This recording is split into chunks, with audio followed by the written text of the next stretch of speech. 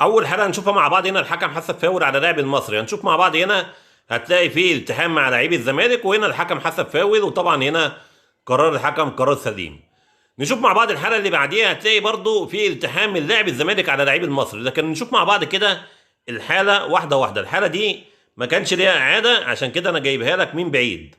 شوف مع بعض كده هنا الكره مع لعيب المصري، بعد كده لعيب الزمالك عمل مع لعيب المصري التحام زي ما احنا شايفين مع بعض. كان لازم هنا برضو الحكم يحسب فاول، لان الكره اللي قبليها اول الالتحام حسب فاول، الكره دي كانت بعديها على طول. هنا ما حسبش اي حاجه في اللعبه ديت. نروح للحاله اللي بعديها، هنا فاول لصالح لعيب الزمالك. هنشوف مع بعض هتلاقي فيه التحام بالقدم، وطبعا هنا الالتحام موجود والفاول سليم. نروح بقى للحاله اللي بعديها وهي ضربه جزاء اللي اتحسبت على فريق نادي الزمالك. اول حاجه انا هجيبها لك عشان تبقى عارف، هجيبها لك من بدايه اللعبه، لكن انا خلينا نمشي مع بعض خطوه خطوه بس. هل هنا هو في تسلل ولا لا؟ لحظه لعب الكره، طبعا هنا لعيب نادي الزمالك اللي داخل الدايره مغطي لعيب المصري، ده اول حاجه. طب في التحام ولا لا؟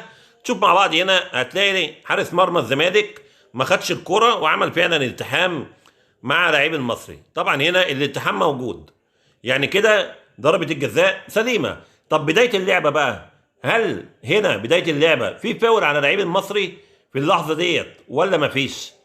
يعني هنا في فاول ولا مفيش؟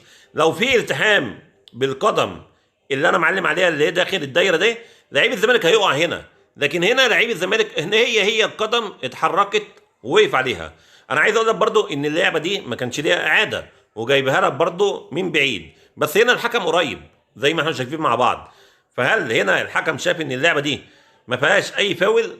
لكن مع احتساب ضربه الجزاء كان لازم الفار يراجع على اللعبه ديت، وعلى الاقل يعني على الاقل يبقى في اعاده توضح هل في فاول ولا ما فيش. نروح للحاله اللي بعديها، هنا كان اللاعب المصري بيطلب بضربه جزاء، برضه هنا ما كانش فيه اعاده لكن حبينا نجيبها. نشوف مع بعض هل هنا في لمسه يد على لعيب الزمالك ولا لا. عايز اقول لك بس حاجه بسيطه، اللاعب في الوضع ده وهو واقع وساند على ايده، حتى لو الكرة جت في اليد ما بتبقاش ضربة جزاء، وده القانون الجديد.